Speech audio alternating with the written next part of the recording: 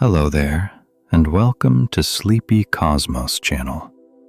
Tonight, you and I are going to travel a very long way without moving at all.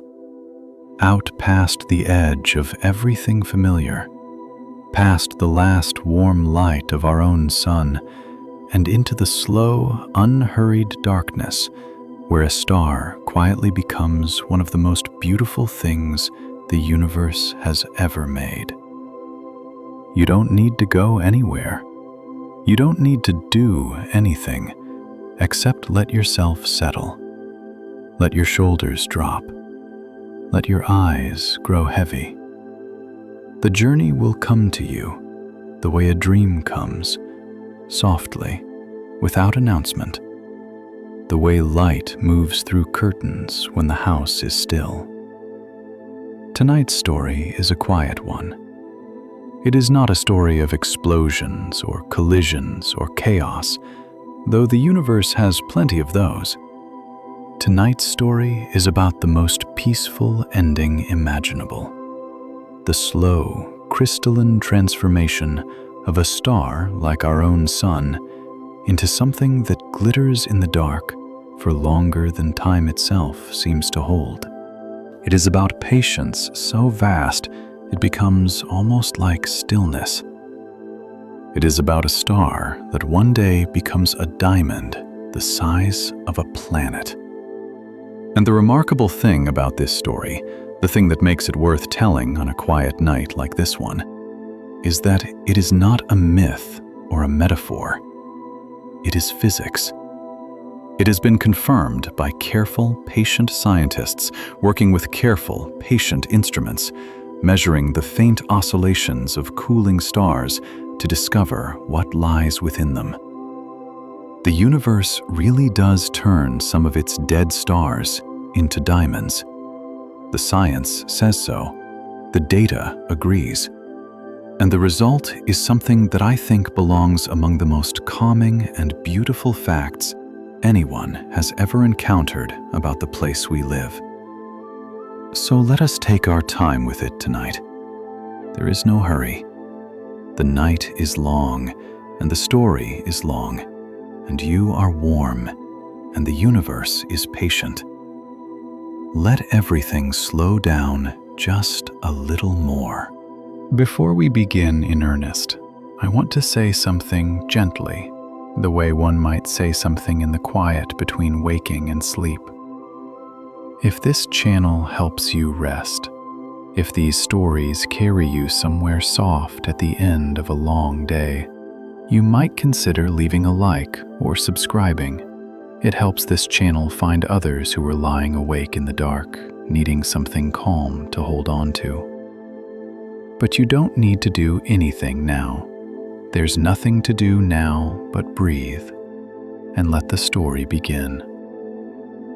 Let's begin.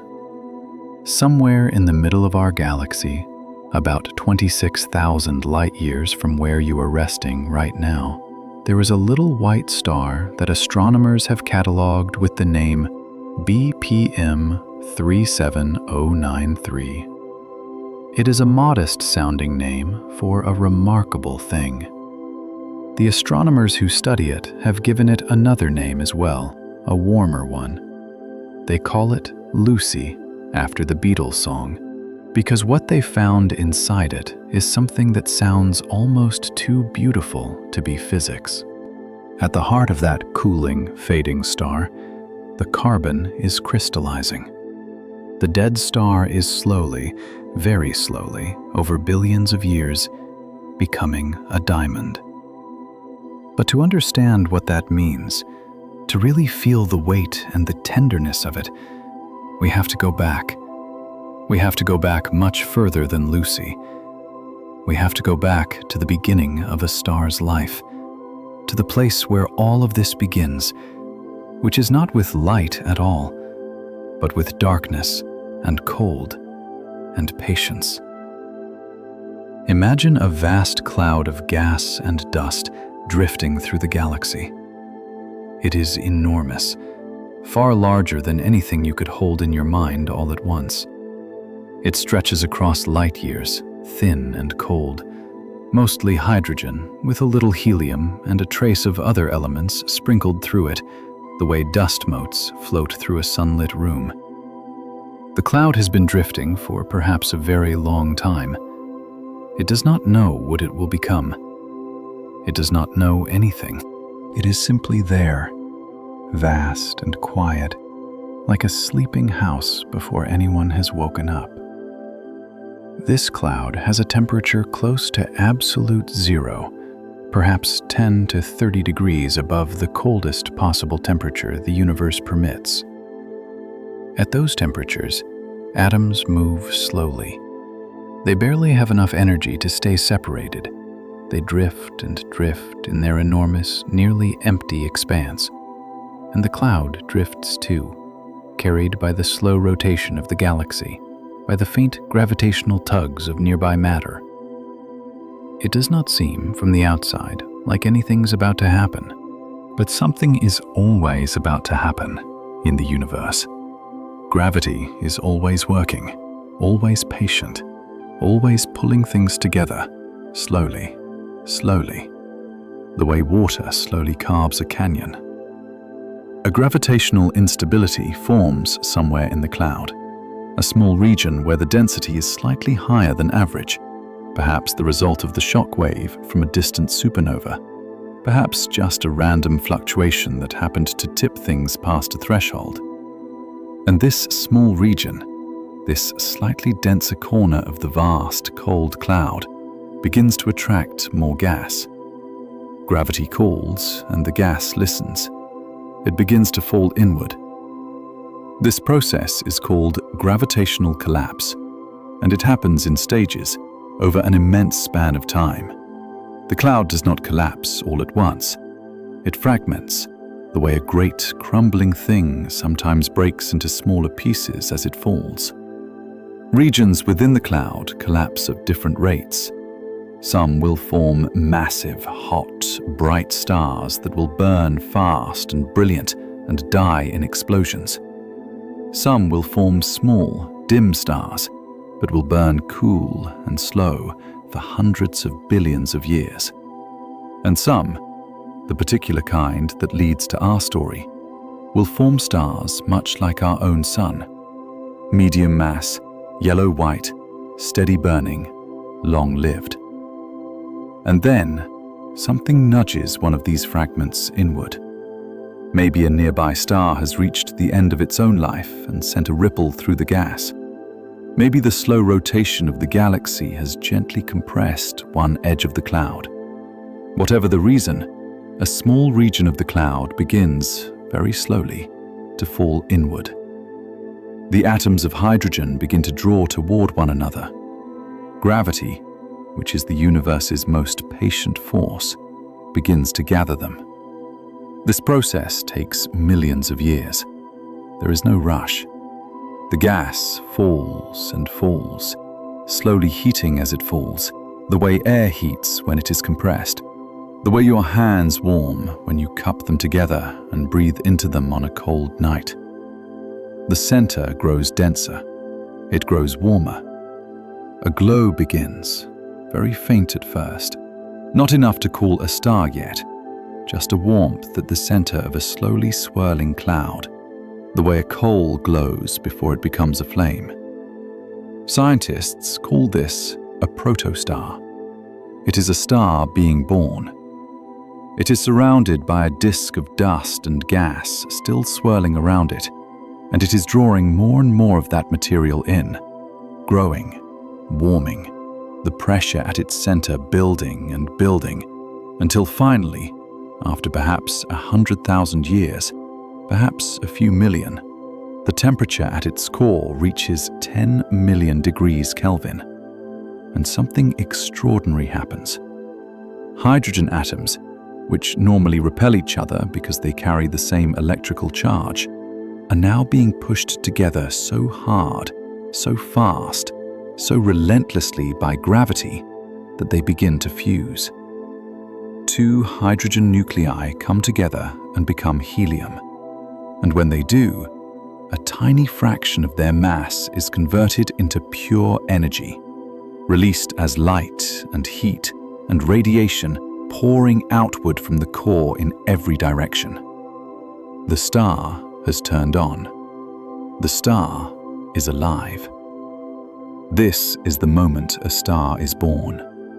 A light goes on somewhere in the dark, and it will burn for a very, very long time. But the moment the star ignites, something beautiful and balanced begins. The energy released by fusion pushes outward. It is the pressure of that energy, ultimately transformed into the outward motion of gas and radiation, that holds the star up against its own gravity. The star is, in a sense, a continuous, controlled explosion. Gravity wants to crush it inward. The pressure of fusion energy pushes outward. And between those two enormous forces, each one immense and each one exactly matched to the other, the star finds its equilibrium. It settles into a size and a brightness and a temperature that it will hold, very nearly unchanged for billions of years. This balance has a name. Astronomers call it hydrostatic equilibrium. It is the state of a star that is neither collapsing inward nor exploding outward, but simply burning steadily at the intersection of two titanic forces. And it is astonishingly stable. Our Sun has maintained this balance for 4.5 billion years. It will maintain it for another 5 billion. The balance is so stable, so reliable, that from a human perspective, the Sun seems entirely unchanging, a constant presence, as permanent as anything in our experience.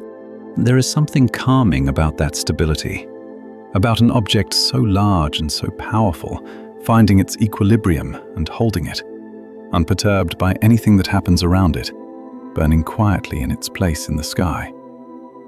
The Sun does not waver when storm clouds pass beneath it. It does not flicker when planets move across its face. It burns at its steady rate, day after day, year after year, millennium after millennium, because the balance of forces that governs it operates on a different scale of time than anything that happens in the thin layer of atmosphere beneath it. A star like our Sun, a modest, middle-of-the-road yellow dwarf star, will burn for about 10 billion years. 10 billion years. Let that settle for a moment. Our universe is only about 13.8 billion years old. Our Sun has already been burning for about 4.6 billion years, which means it is roughly halfway through its life. It has been burning since before the Earth existed, since before the oceans, since before the first cell divided in the first warm tidal pool, since before anything that would become you or me or anyone had any shape at all. And it will burn for another 5 billion years or so, which is longer than the Earth has existed. Longer. It is almost impossible to say how much longer. If all of human history, every civilization, every city, every dynasty from Sumer to now, were compressed into a single second, 5 billion years would be about 200 years of those seconds, stacked end to end. But we are getting ahead of ourselves. For now, the star has only just turned on, and we have a very long evening to spend together. Let yourself settle into that thought. The star is burning. The house has a fire in its hearth, and it will burn there, steady and patient and warm, for billions upon billions of years. A star like our Sun does not change very quickly. This is one of the most calming things about it. For billions of years, it burns at a nearly steady rate, using its hydrogen fuel at a pace measured in centuries and millennia. If you could sit outside your window and watch the Sun every day for the entirety of human civilization, every day, rain or shine, from the first Mesopotamian city to this very evening, you would not be able to see it change. It would look the same this year as it did 10,000 years ago. It is that stable. It is that patient. The light that falls on your face on a sunny afternoon has been traveling for about 8 minutes from the surface of the sun. But the energy that became that light was generated in the sun's core perhaps 100,000 years ago. 100,000 years for the energy to work its way from the center of the star to the surface, bouncing from atom to atom through the dense, hot interior in a slow, wandering journey called a random walk. The light you feel on your face carries within it a history that stretches back further than the earliest human cave paintings. Inside the star, though, something very slow is happening. The hydrogen at the core is being converted into helium, little by little, fusion by fusion. Over billions of years, the core accumulates helium, the ash of the star's burning, the settled residue of all that light and heat. The helium sits at the center, dense and quiet, unable to fuse at the temperatures the star currently reaches. It is like the coals at the bottom of a fire, the part that has already given what it had, and now simply waits. As more and more hydrogen is converted to helium, the core gradually changes. The helium core grows and becomes denser. The hydrogen burning region shifts slightly, adapting as the fuel changes. The star is not static even during its long, stable main sequence life. It is very slowly, almost imperceptibly evolving. The helium building up like the settled ash of a long-burning fire, the core growing incrementally denser and hotter as the overlying weight increases. But these changes happen so slowly that a human lifetime, or 100 human lifetimes, would not suffice to detect them without instruments of extraordinary sensitivity. The star seems eternal on human timescales. It is not eternal, but it is very, very patient. It has all the time it needs. Eventually, the hydrogen in the very core runs low. The star adjusts. Hydrogen fusion shifts outward to a shell surrounding the helium core. And this change, this subtle, million-year-long shift, has consequences. The outer layers of the star begin to expand. The star swells very slowly, cooling at its surface as it grows. Over millions of years, it becomes something called a red giant. The transition to a red giant is gradual. The star does not suddenly balloon into its new size overnight. It expands over tens of millions of years, cooling at its surface as it does. Think of pulling a piece of warm bread apart slowly, carefully, the steam rising gently from the interior as the surface stretches and cools.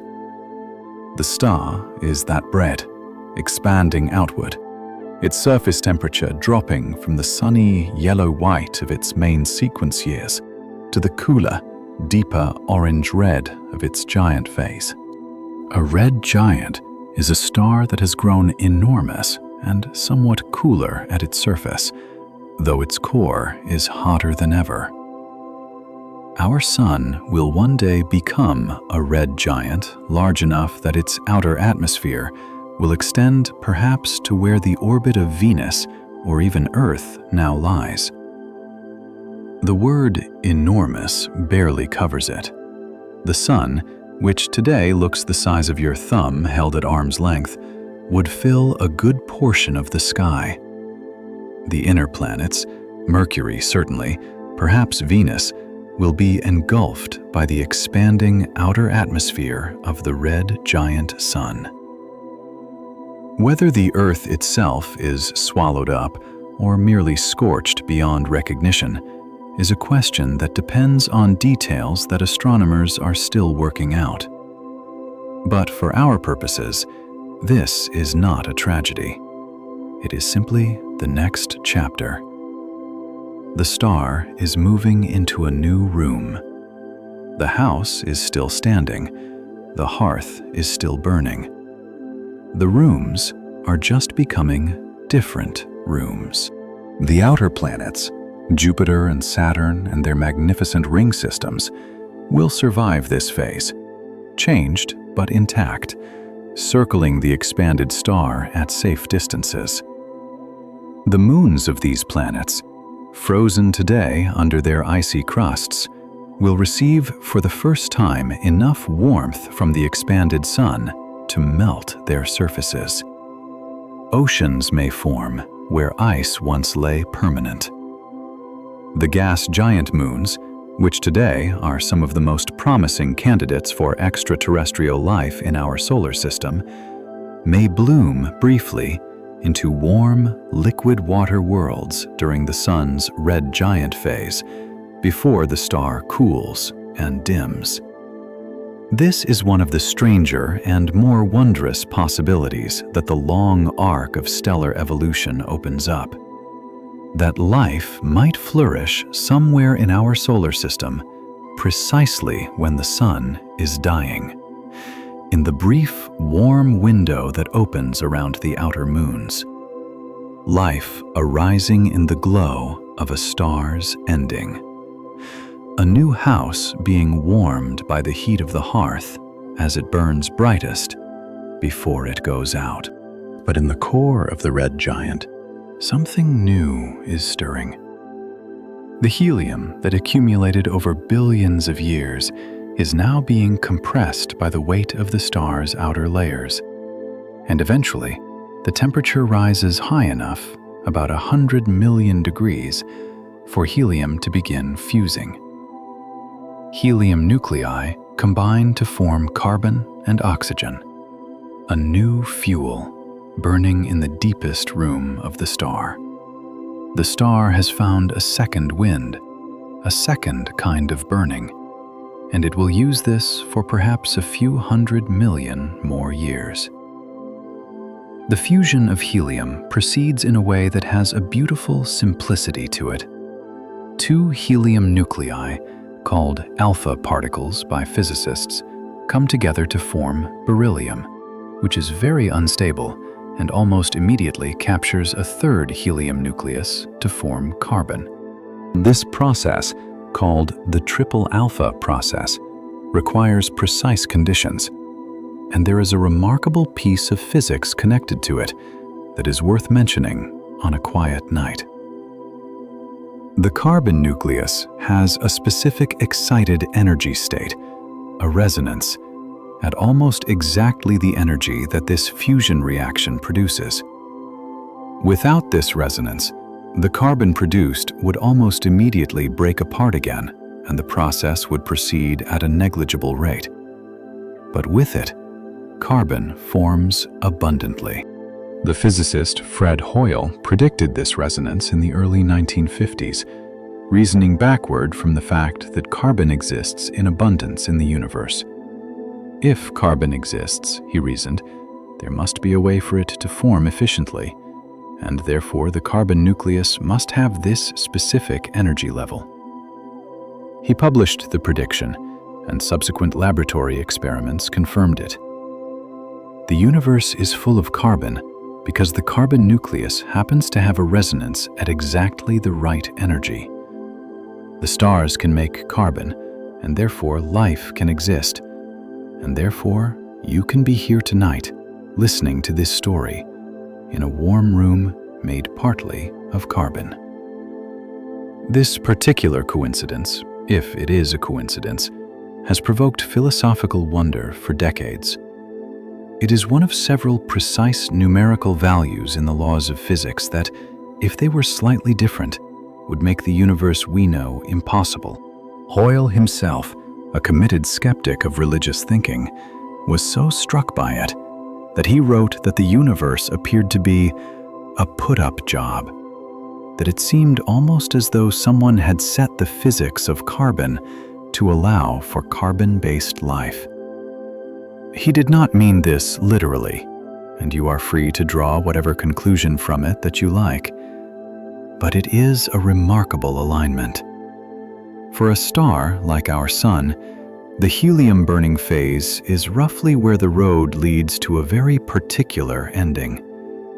More massive stars have the gravity to keep going, to fuse carbon, and then oxygen, and then neon, and then silicon, all the way up the periodic table to iron, getting hotter and hotter in a cascade of fusions that ends in a spectacular collapse and a supernova. But a star like our Sun does not have that gravity. It cannot squeeze its core hard enough to fuse carbon. When the helium runs low, the star finds itself at the end of its fuel supply. And what happens next is something far quieter, far more tender than a supernova. When the fuel finally runs low, the star loses the outward pressure of fusion that has been balancing gravity all along. The star's outer layers, which had expanded so greatly during the red giant phase, are now released. They drift outward from the star in great, slow puffs, shells of gas and dust expanding into the surrounding space, lit from within by the cooling star at the center. We call these structures planetary nebulae, a name given to them long ago by astronomers who thought they resembled planets through early telescopes. They are not planets at all. They are the shed skins of stars, the most beautiful discards in the universe. Picture a room in which someone has released an enormous, glowing, colored smoke. Not a sudden release, but a slow one, over thousands of years, billowing outward in concentric shells, colors that take 1,000 years to cross. Blues and reds and greens that are the fingerprints of the different atoms drifting apart. Oxygen glowing green, hydrogen glowing red. All of it lit by the cooling star at the center, like a lantern in a cloud. Among the most famous planetary nebulae is the Ring Nebula in the constellation Lyra, which looks through a telescope like a luminous smoke ring in space, with a faint white dwarf visible at its center. The Helix Nebula in Aquarius looks like an enormous eye, 1,000 light-years across, with the central white dwarf at its pupil staring outward into space. The Cat's Eye Nebula in Draco has concentric shells of glowing gas like the rings of a target, each one the remnant of a different episode of mass loss from the dying star. These are among the most photographed objects in the sky, beloved by astronomers and amateur stargazers alike, because they are genuinely, extraordinarily beautiful. The proof that the universe, even in its endings, is capable of making something that takes the breath away. But the light of a planetary nebula is brief in cosmic terms. The nebula glows for perhaps 10,000 to 20,000 years, a long time in human terms, but a blink in the life of the universe. The ultraviolet light from the hot white dwarf at the center is what makes the gas glow. And as the gas drifts further away and the white dwarf cools, the nebula dims and disperses, becoming too thin to see, and eventually mixing with the interstellar medium, the thin gas and dust that fills the spaces between the stars. This is what the dying of a sun-like star looks like from the outside. It is extraordinary. It is peaceful. And at the center of all that glowing gas, left behind when the outer layers depart, is the small, dense, hot remnant of what used to be the star's core, the white dwarf. A white dwarf is remarkable. It contains roughly half the mass of the original star. In the case of our sun, that would be roughly half the mass of the sun, packed into a sphere roughly the size of the Earth. The Earth has a radius of about 6,400 kilometers. So here is half the mass of the sun, compressed into a ball that you could walk around in a matter of hours if you could somehow stand on its surface, which you could not, because its surface gravity is about 350,000 times that of Earth's. It is, in the most literal sense, an object of almost incomprehensible density. A teaspoon of white dwarf material would weigh several tons. The atoms inside are stripped of their electrons, which roam freely through the dense interior in a state called electron degeneracy, a quantum mechanical condition in which the electrons cannot be compressed any further, not because of temperature or pressure in the ordinary sense, but because the laws of quantum mechanics themselves forbid it. The Pauli exclusion principle, one of the foundational rules of quantum mechanics, states that no two electrons can occupy exactly the same quantum state at the same time. In the compressed interior of a white dwarf, the electrons have been squeezed to the point where this principle becomes the dominant force resisting further compression. The electrons resist being compressed not because they are hot and energetic, but because quantum mechanics will not allow them to share states. It is the electrons, the tiny quantum inhabitants of the star, that hold the white dwarf up against its own gravity. This is called electron degeneracy pressure, and it is fundamentally different from the thermal pressure that holds ordinary stars up, because thermal pressure depends on temperature, but electron degeneracy pressure does not. A white dwarf could cool to absolute zero in principle and still be held up by this quantum pressure. It is a support system that does not run out.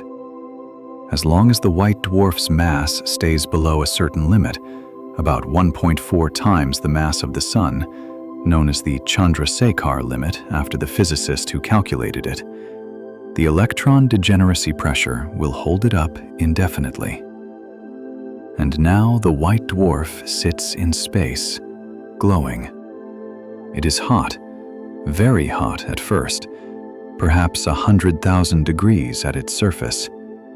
It is so hot that it lights up the surrounding nebula, the gas it has shed, for a few tens of thousands of years. And then the nebula slowly disperses into the surrounding space, becoming too thin to see, and the white dwarf is left alone and cooling. This is the part of the story that I want you to sit with for a moment, because it is the heart of everything we are describing tonight. The white dwarf is cooling. It has no fuel left. There is no fusion happening inside it. It is simply a hot ball of carbon and oxygen and the leftover heat of all the billions of years of burning that preceded it. Like a stone that has been sitting by the fire all evening, it holds its warmth and slowly releases it into the dark around it. How slowly? Astronomers estimate that a white dwarf takes a very long time to cool significantly. The universe is about 13.8 billion years old, and in that time, even the oldest white dwarfs, the first ones formed after the first stars died, have not yet cooled to true darkness. They are still warm. Some are still quite luminous. The universe is not old enough yet for a white dwarf to have fully faded to black. What we are talking about when we talk about a white dwarf cooling is a process that takes hundreds of billions of years, perhaps 1 trillion years.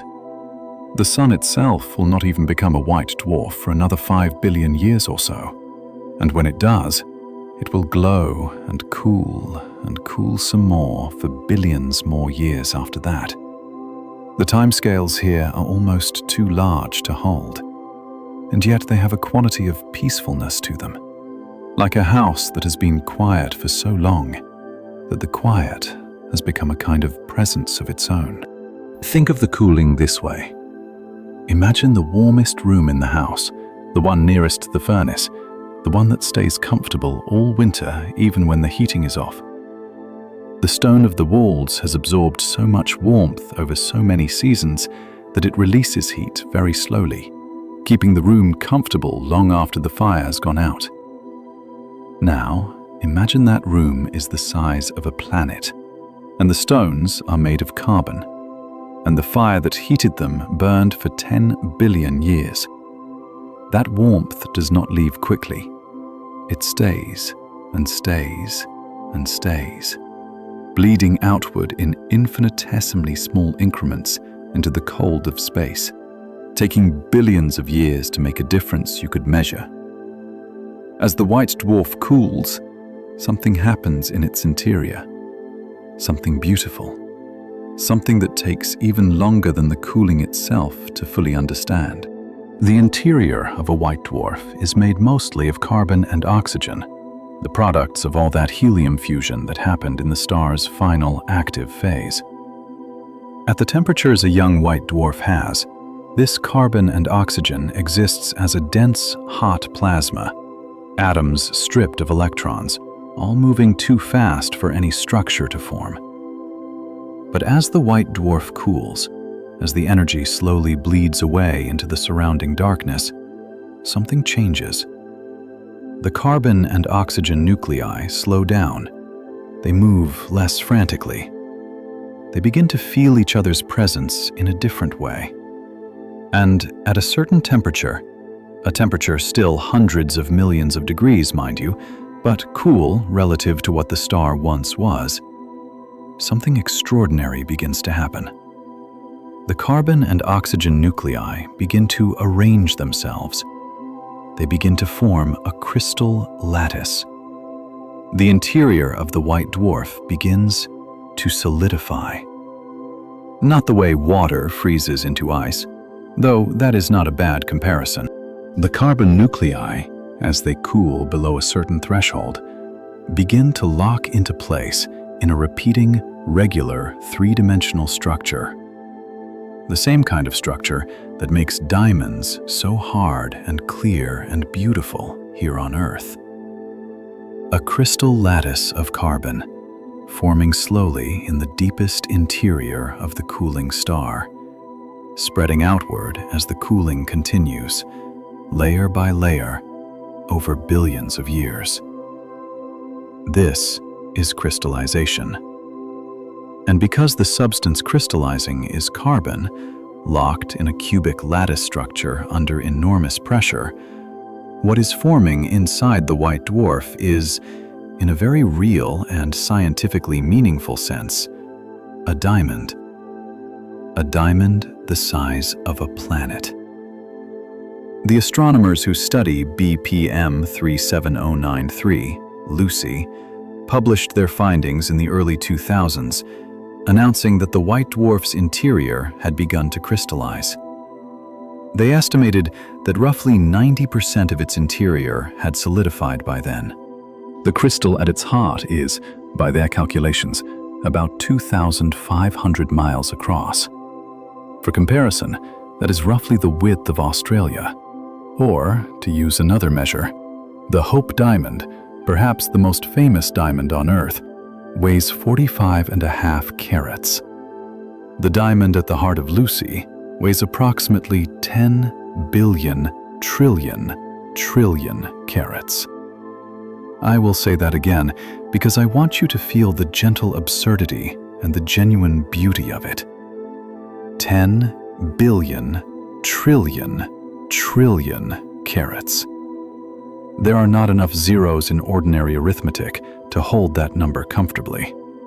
It is the kind of number that stops being a number and becomes more like a piece of music, something you can feel without fully grasping. And there it sits. Lucy. BPM 37,093.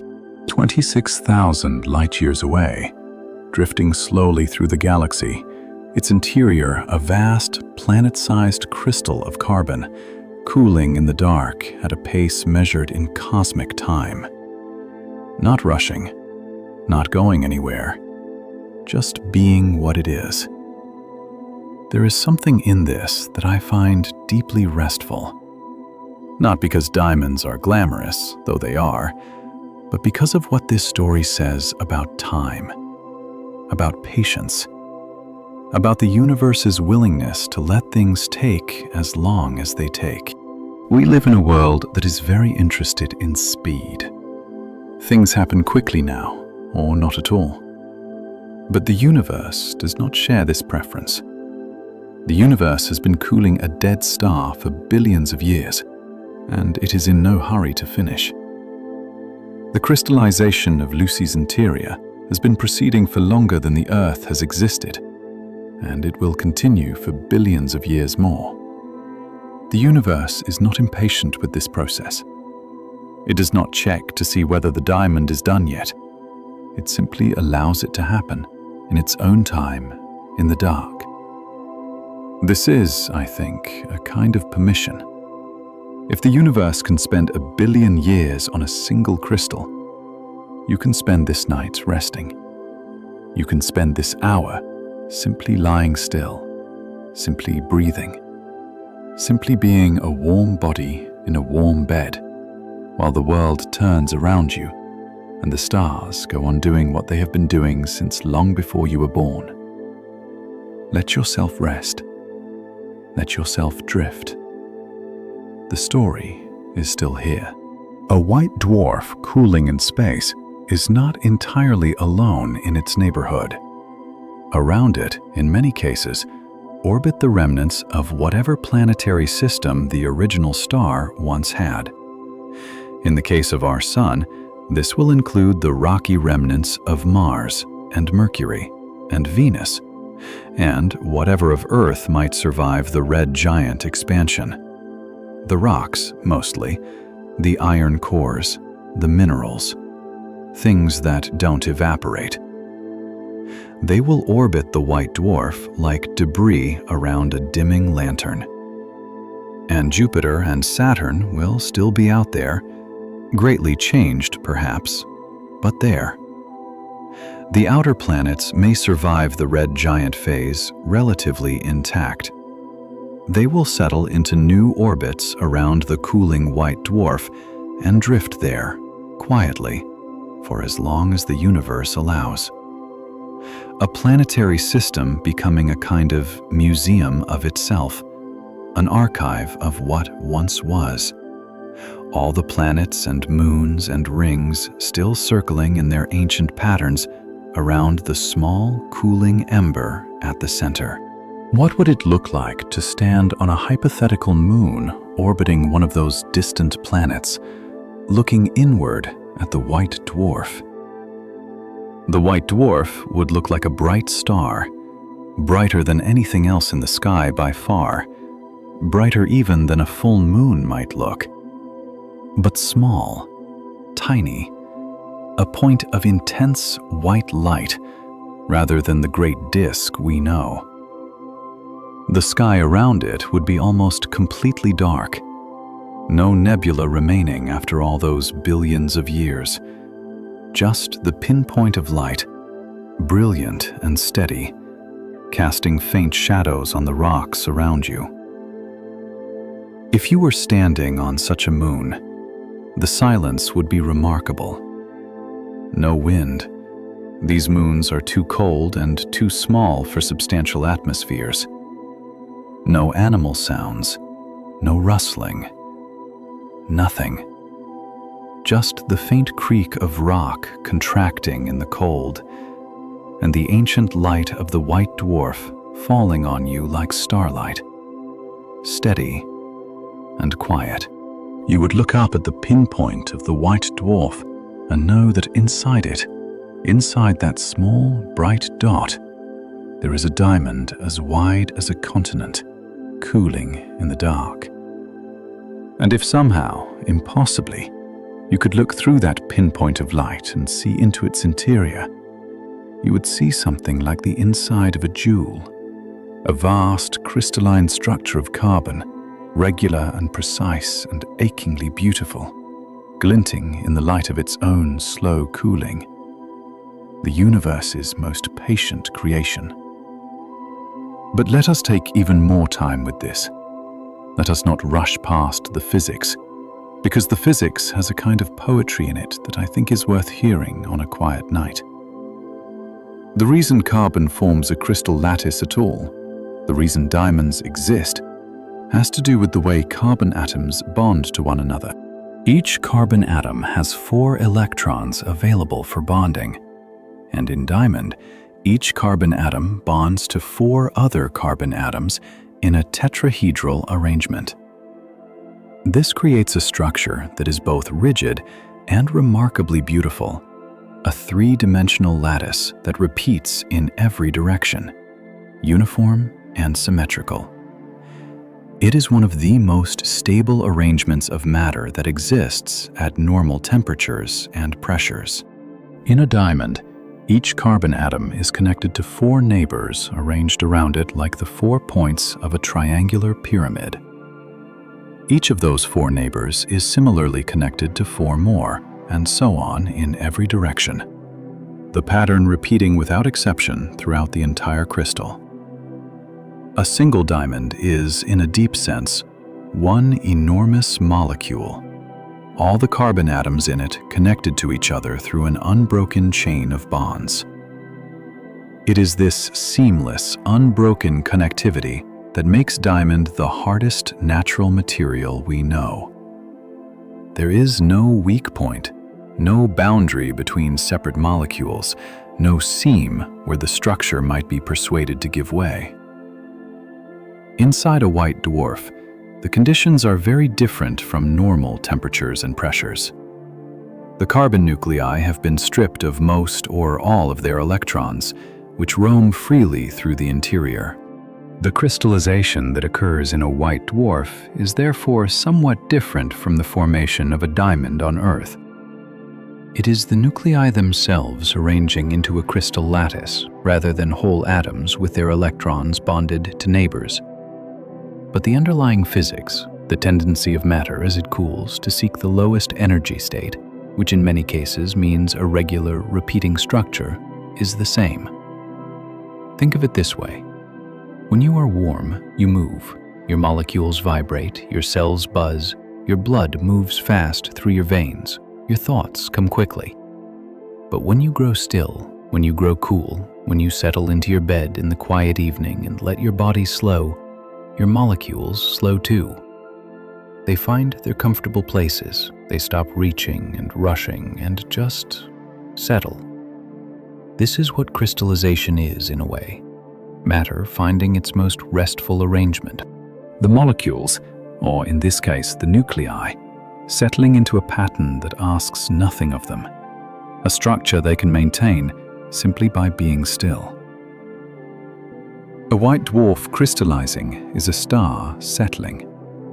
A star finding its most restful arrangement after 10 billion years of burning, expanding, contracting, shedding its outer layers in glowing clouds of gas. After all of that, the remaining core simply settles. It finds its crystal pattern and locks in, layer by layer, in the dark. I think there is something beautiful in that, something worth dwelling on as you lie here tonight. All of that burning, all of those billions of years, of hydrogen becoming helium, becoming carbon, becoming the product of so much heat and pressure and time. And in the end, the thing that remains simply finds its quiet, finds its pattern, rests. The universe allows this. The universe makes this happen. The universe is, in some sense, very good at endings that are really just a different kind of beginning. Because the white dwarf cooling and crystallizing is not simply an ending. It is a process that will continue long after, and the things it has already released into space will go on. The planetary nebula that a dying star creates, those beautiful shells of glowing gas, do not disappear. They expand and cool and slowly blend into the interstellar medium, the thin gas and dust that fills the spaces between stars. And the atoms in that gas, the carbon, the oxygen, the nitrogen, will drift through the galaxy for millions of years, and eventually, some of them will find their way into a new molecular cloud, and that cloud will collapse, and a new star will be born. And around that new star perhaps a planet will form, and on that planet, Perhaps there will be one day a warm tidal pool. And in that pool, perhaps there will be molecules that organize themselves into cells. And those cells will grow and change and become, well, you. The carbon in your body, the carbon in every cell of your body right now, was forged inside a star that lived and died before the sun was born. The oxygen you are breathing, the calcium in your bones, the iron in your blood, all of it made inside stars, released when those stars died, drifting through space, eventually gathered into the cloud of gas and dust that became our solar system, eventually settled into the Earth, eventually taken up by life. You are, in the most literal chemical sense, made of stardust. You have always been made of stardust. The boundary between you and the cosmos has always been a permeable one. This is not a metaphor. The atoms in your body have histories that stretch back to long before the Earth existed. The carbon in your DNA was once inside a star. The star burned it, the star released it, the universe carried it, the Earth gathered it, life used it, and now it is here, inside you, in a warm bed on a quiet night, while a story about a diamond star drifts gently through your consciousness. Let that settle. Let it sit in you the way a stone sits at the bottom of a still pool. You are not separate from this story. You are inside it. You have always been inside it. Think for a moment about what it means that you are made of carbon forged in stars. The carbon in your body is not a trivial component. It is the backbone of everything biological. Carbon is the only element capable of forming the long, complex chains and rings of atoms that make up proteins, DNA, cell membranes, sugars, and virtually every other molecule that living things depend on. Carbon can form 4 bonds at once in almost any direction, allowing for a nearly infinite variety of molecular shapes. It is this versatility that makes carbon the architecture of life. And all of it, every carbon atom in every living thing on this planet, was made inside a star. Stars are the only furnaces in the universe hot enough and dense enough to fuse hydrogen into helium into carbon. The triple alpha process that takes place in the helium-burning cores of red giant stars, the same process that eventually led to the carbon interior of Lucy, is the process that made the carbon of which you are built. You are a downstream product of stellar nucleosynthesis. You are what happens when a star's ash drifts through space for billions of years and eventually finds its way into something warm and breathing. This is one of the reasons I find the story of the diamond star so deeply calming. It is not just a story about a distant astronomical object.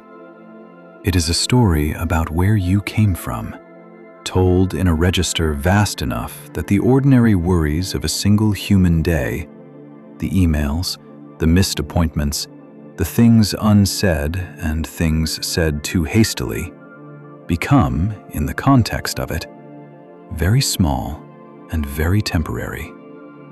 Not unimportant, just small, held in the enormous context of a universe that has been making carbon since long before the Earth existed, and will be cooling diamond stars long after the sun is gone.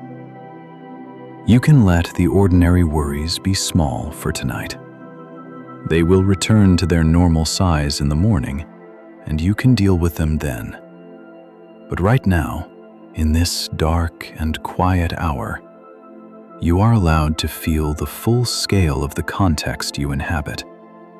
A universe 13.8 billion years old, full of stars and dying stars and diamond stars and planets and moons, and the occasional warm, carbon-based, story-listening creature lying in a bed, feeling the pull of sleep.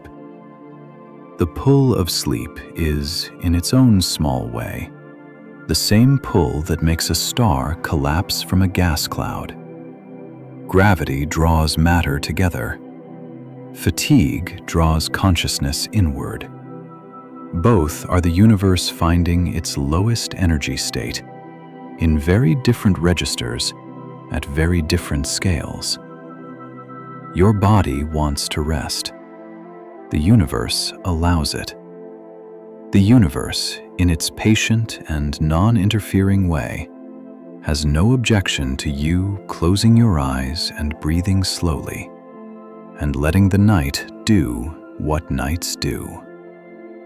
Let us walk for a little while through the interior of a white dwarf again, because I think the image deserves more time.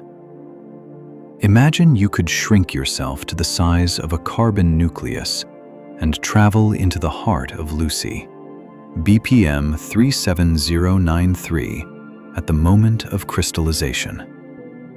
You would enter through the surface, which is a thin atmosphere of hydrogen and helium, lighter elements that have floated to the top over billions of years, because the immense gravity of the white dwarf sorts elements by mass. Below the thin atmosphere is a thicker layer of helium, and below that, the main body of the star, dense, degenerate matter, carbon and oxygen nuclei swimming in a sea of free electrons. As you travel deeper, the temperature rises and the density increases. The carbon and oxygen nuclei become more and more crowded, moving faster in their random thermal motion.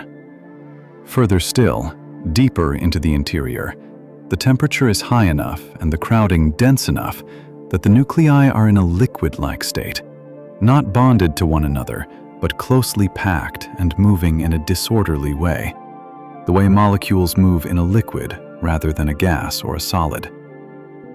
And then, at a certain depth, the boundary of crystallization, the line between what has already solidified and what has not yet settled, you encounter something extraordinary. On one side of this boundary, disorder, nuclei moving, jostling, the random thermal motion of a dense liquid. On the other side, order, nuclei locked in their places, motionless relative to one another, the crystal lattice extending in every direction with perfect regularity. This boundary is moving. Very slowly, far too slowly for any human perception, the crystalline region is expanding, the boundary advancing outward as the star cools, one layer of nuclei at a time settling from the disorder of liquid into the order of crystal. The boundary is a frontier of becoming, a place where chaos is continuously becoming order, where the restless is continuously becoming still. Standing at that frontier, you would be able to see both things at once: the jostling disorder of the not-yet crystal just ahead of you, and the perfect, silent, regular order of the already crystal just behind you. And you would be watching, in real time, the universe performing one of its most fundamental acts: the spontaneous organization of matter into a lower energy, more regular state. This is what physics means when it says that matter seeks its lowest energy configuration. It does not seek it the way a creature seeks food, with intention and effort. It falls into it the way water falls to the bottom of a bowl, not because it is trying to, but because the bowl is shaped that way, and water follows the shape. The universe is shaped such that cooling matter finds its crystal, the way a path through a landscape naturally follows the valley rather than the ridge. The path of least resistance is the path of order. And the result, emerging layer by layer over billions of years, is a diamond the size of a planet. Not through any intention, not through any plan, but simply because that is where the physics leads when you give it enough time and enough cooling carbon. This is worth sitting with for a moment. The most beautiful thing in this story, the diamond star, is not the result of any effort or intention. It simply happens because the laws of physics are what they are, and because the universe has been given enough time. There is no craftsman, there is no blueprint. There is only the long, patient application of the same rules that govern how ice forms in a glass of water, applied to a planet-sized mass of cooling carbon over billions of years. The universe does not need to try to be beautiful. It simply is, when you give it time enough and look carefully enough to see. But let us return to the white dwarf, to Lucy, to the diamond cooling in the dark, because there is more to understand about the timescales here, and the timescales themselves are a kind of comfort. The current age of the universe is about 13.8 billion years. Lucy, BPM 37093, is a white dwarf that formed from a star that lived and died long before our sun was born. It is already several billion years old as a white dwarf, already well along in the process of crystallization. Its interior is largely solid already, a vast crystal of carbon, with perhaps a thinner outer layer still in the process of solidifying. But what happens next? What does the white dwarf do for the next trillion years? It keeps cooling, very, very slowly.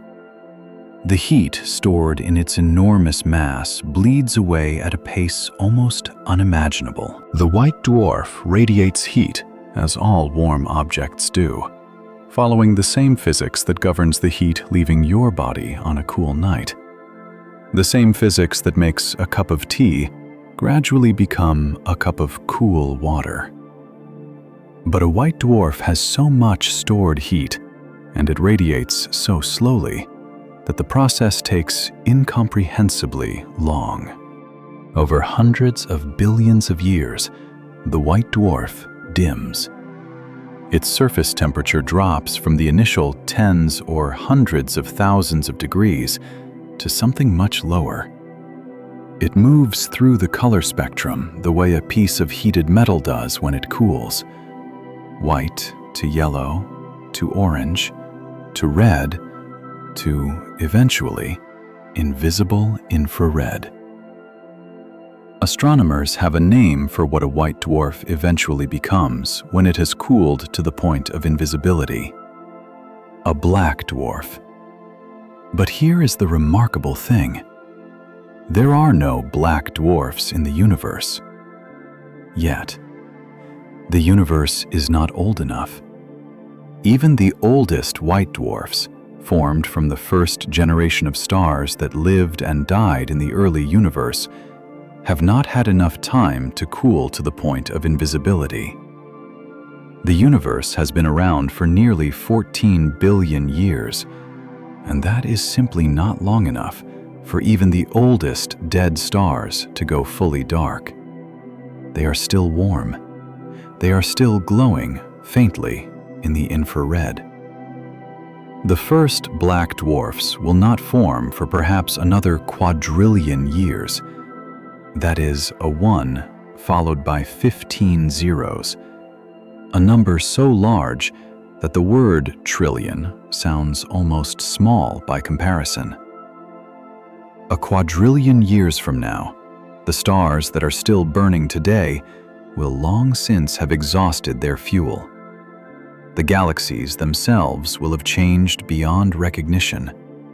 The very structure of the universe will be unimaginably different from what we know. And only then, in that remote and unimaginable future, will the white dwarfs have had enough time to cool to darkness.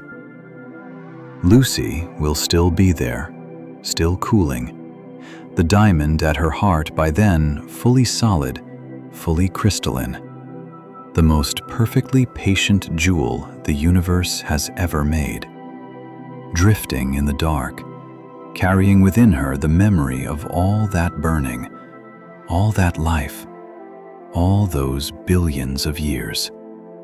Solid and still and quiet in the ancient dark.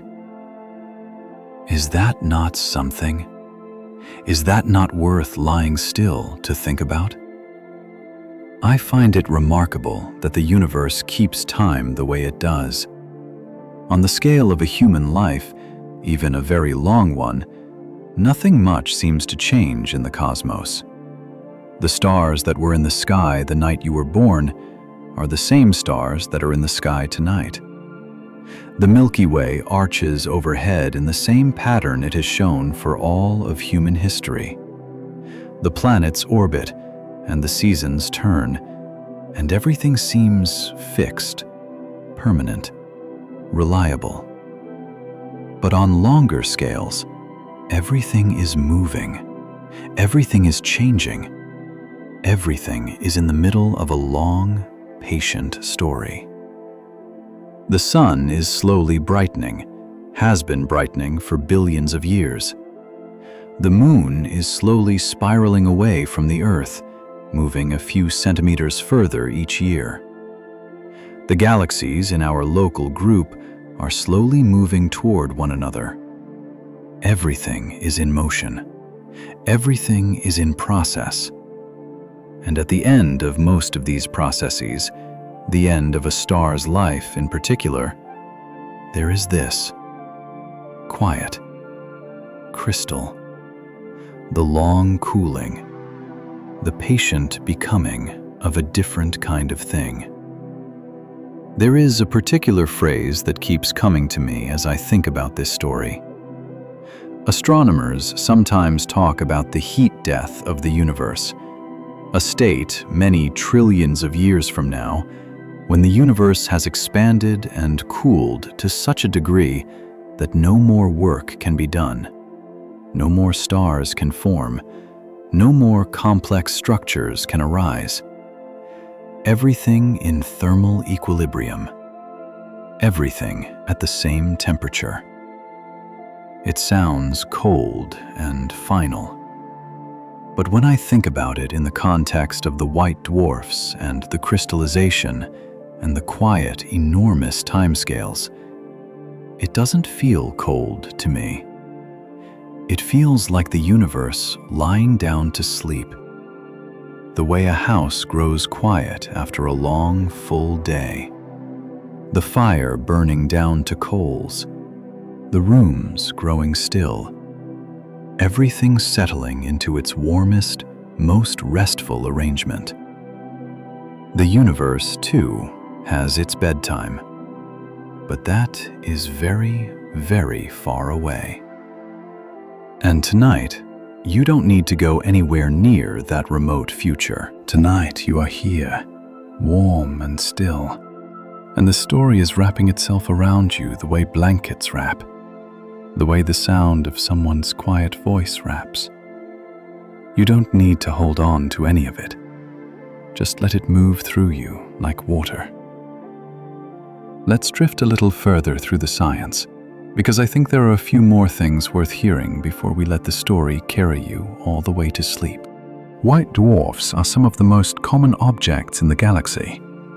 It is estimated that roughly 97% of all stars, nearly all of them, will eventually end their lives as white dwarfs. Only the most massive stars, a small fraction of the total, end in supernovae and neutron stars and black holes. The vast majority of stars, the quiet, ordinary stars like our sun, will dim and shed their outer layers and leave behind small, dense, crystallizing embers drifting through the dark. The galaxy is full of them. They are difficult to see, small and faint, growing fainter over billions of years. But they are there, countless white dwarfs scattered through the Milky Way, like the burned-down remnants of an ancient, vast fire. Each one a memory, each one cooling. Many of them, by now, well on their way to becoming the crystal diamonds the physics promises them. There are perhaps 10 billion white dwarfs in our galaxy alone. 10 billion. Each one the final form of a star that once burned, that once had planets, perhaps, that once lit some corner of the galaxy with its particular light. And each one now cooling in the dark, patient as geology, settling into crystal.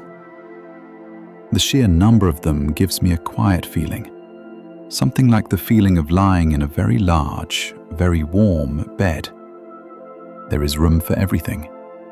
The universe is large enough to hold 10 billion diamonds, and it does. And it is not crowded, and everything has its place. Let me tell you a little more about how astronomers figured out that white dwarfs crystallize, because I think the story of the discovery is worth a moment of its own on this quiet night. The idea that white dwarfs should crystallize was first predicted theoretically in the 1960s by a physicist named Edward Salpeter, and later developed and elaborated by others working on the physics of dense matter. The argument was relatively straightforward, given the underlying physics.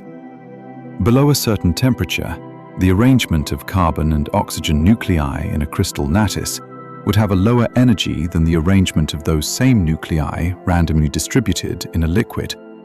And if a lower energy arrangement is available, thermodynamics will find it.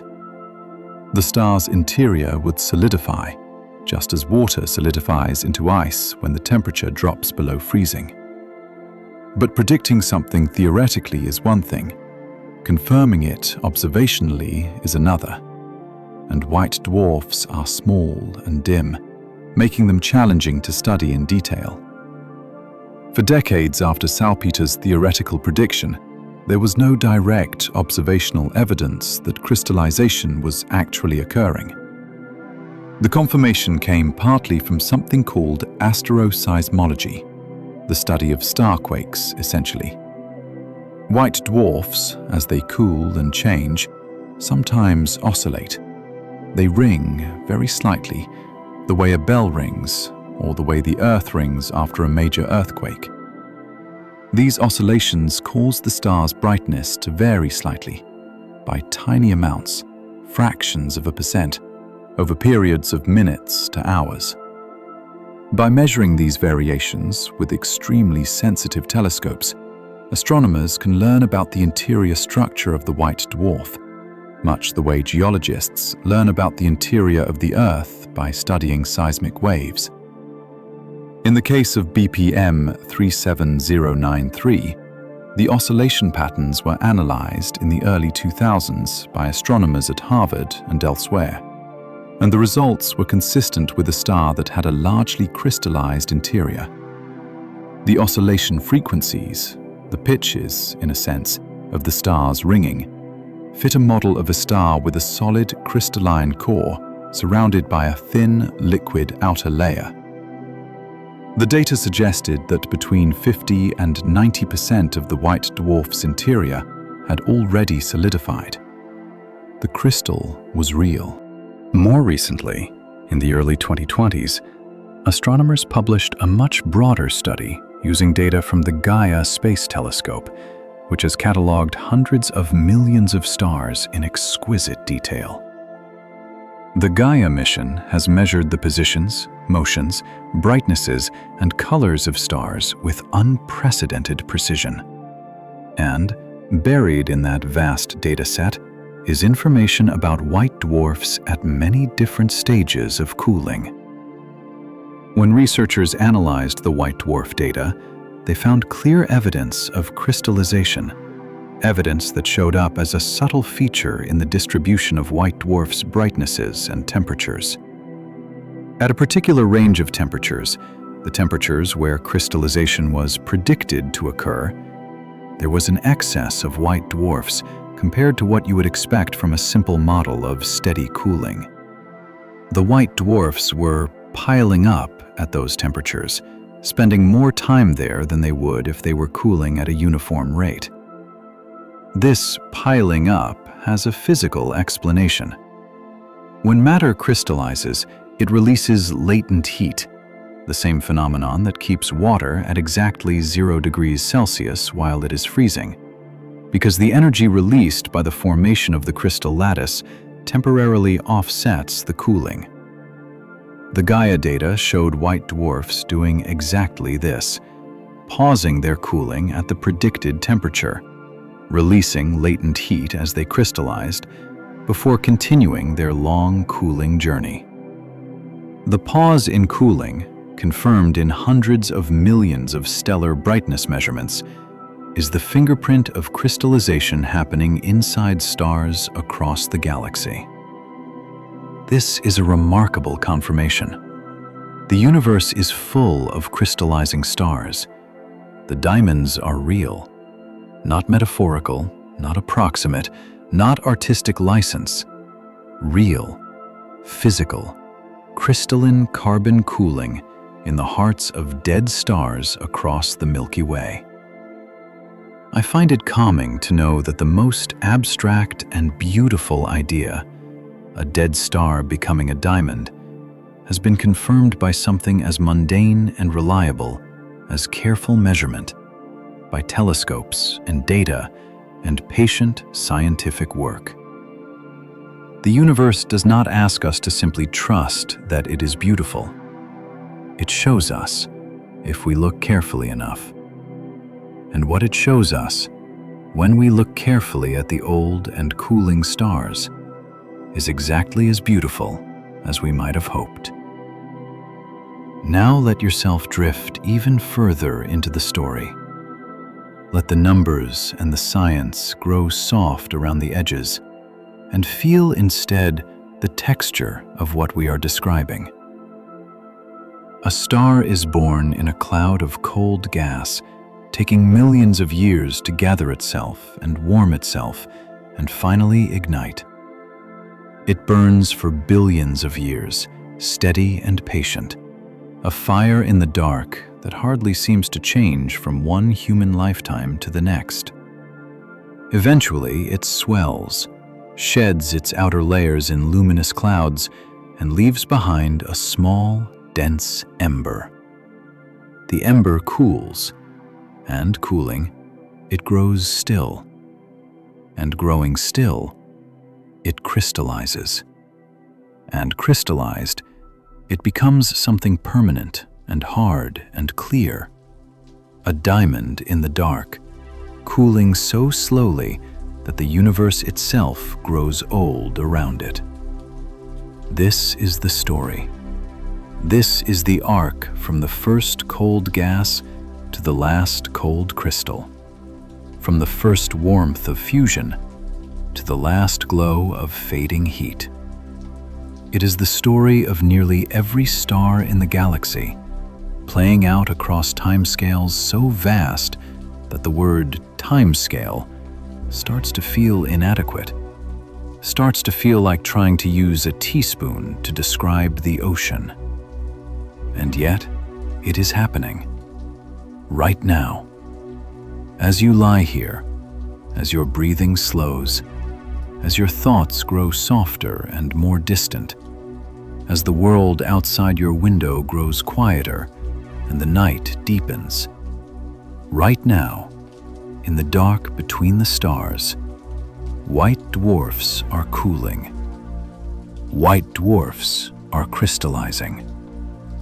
Somewhere in the galaxy, a new layer of crystal is forming at the edge of a slowly solidifying stellar core. A diamond is growing, atom by atom, in the dark. It does not know you are resting.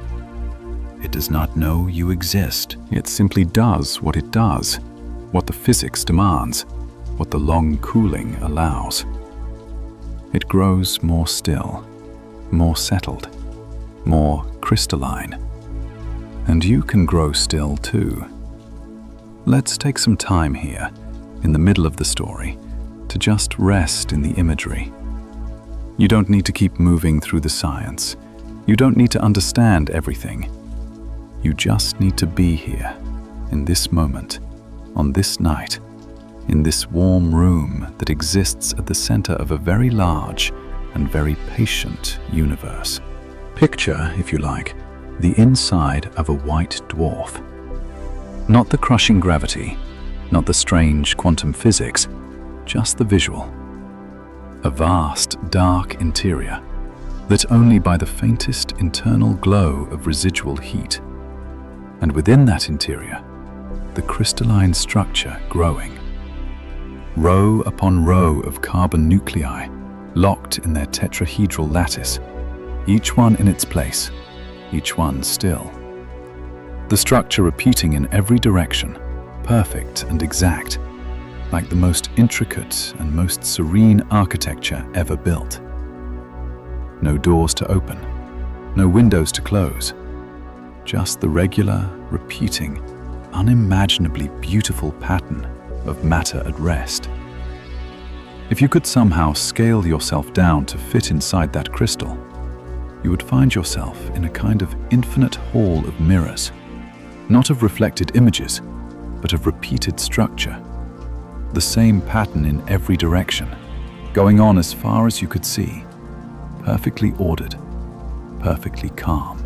It would be like standing inside an enormous, dim cathedral, except that the cathedral has no walls, only pillars, receding in every direction into the distance, each pillar exactly like the last, each space between them exactly the same.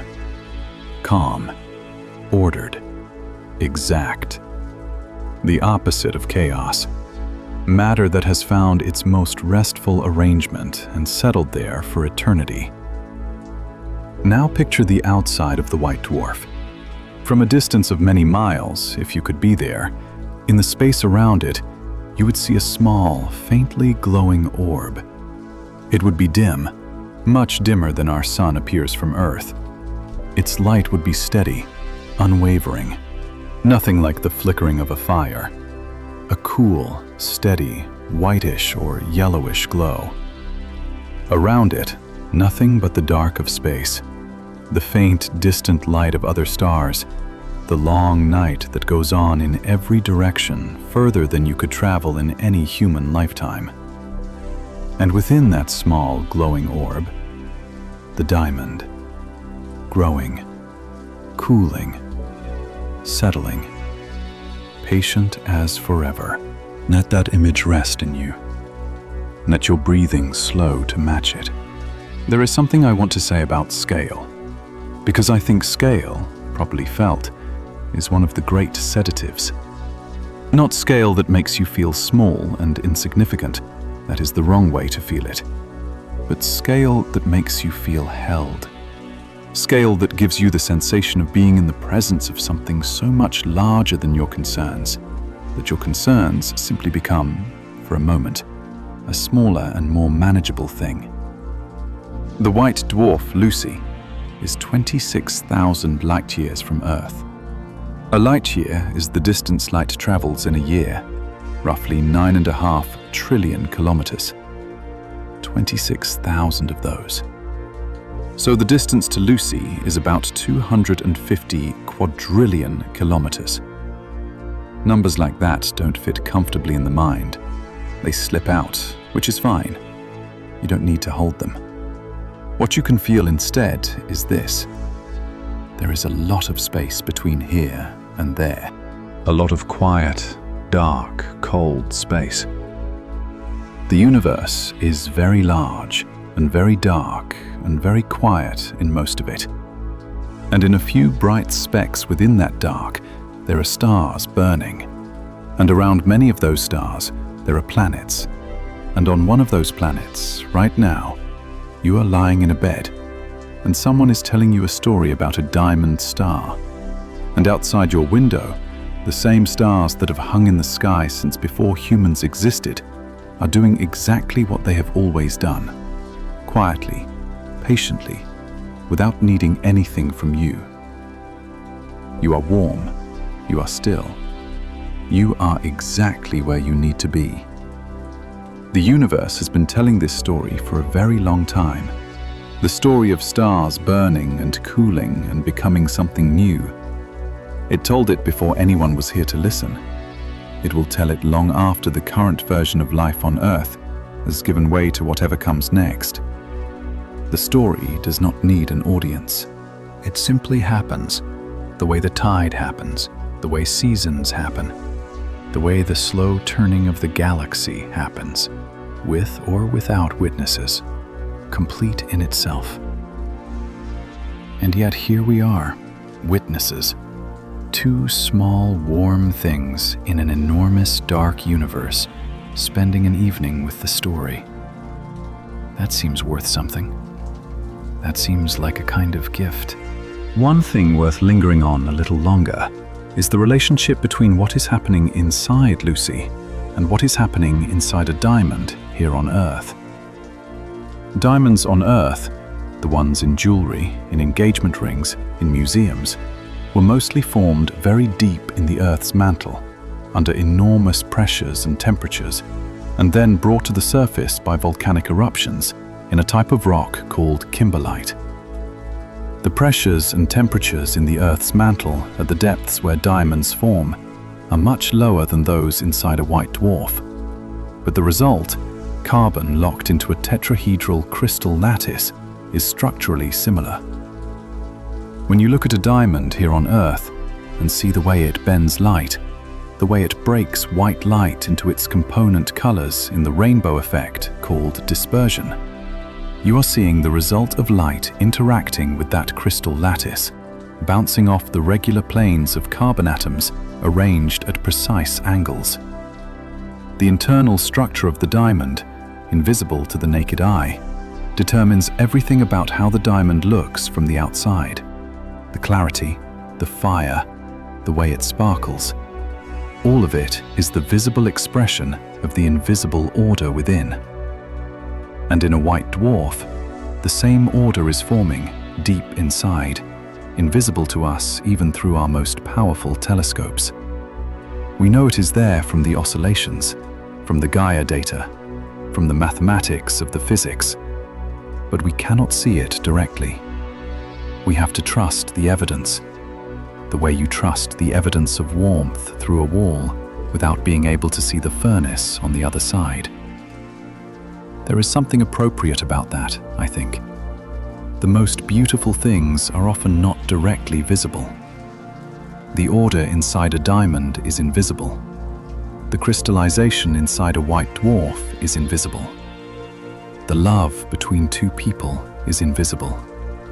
The meaning in a piece of music is invisible. These things make themselves known through their effects, through what they produce in the world around them, through the way they change what can be seen by those who know how to look. The universe is full of invisible order, making itself known in the things we can observe. And we, lying here in our warm beds, surrounded by the invisible order of our own atoms, arranged in the particular patterns that make us alive, are part of that too. We are the universe's way of knowing itself, one warm, breathing body at a time. Let me tell you about one more thing, about what astronomers call the cooling sequence, and what it looks like when you plot it in the sky. When astronomers map stars by their brightness and their color, a diagram called the Hertzsprung-Russell diagram, or HR diagram, they find that most stars fall in a long diagonal line called the main sequence, running from hot, bright blue stars at the top left to cool, dim red stars at the bottom right. Our sun sits roughly in the middle. This is the steady burning phase, the long hydrogen-fusing phase we have been describing, and most stars spend most of their lives here. But white dwarfs appear elsewhere on the diagram, below and to the left, fainter than main sequence stars of the same color, and eventually shifting to the right as they cool. If you could watch a white dwarf's journey on the HR diagram over billions of years, It would trace a slow path from left to right, moving almost imperceptibly slowly across the diagram as it cools. The path of a star leaving the main stage of its life and settling into the long, quiet diminuendo. Astronomers have confirmed, using Gaia data, that this cooling sequence has a kink in it, a slight deviation from the smooth path, at just the right temperature, caused by the release of latent heat during crystallization. The kink is small, but it is real, and it is exactly where the physics predicts it should be. The cooling sequence of white dwarfs, traced across the sky in the brightness and color of thousands of these dim, ancient stars, carries within it the fingerprint of crystallization happening in their interiors.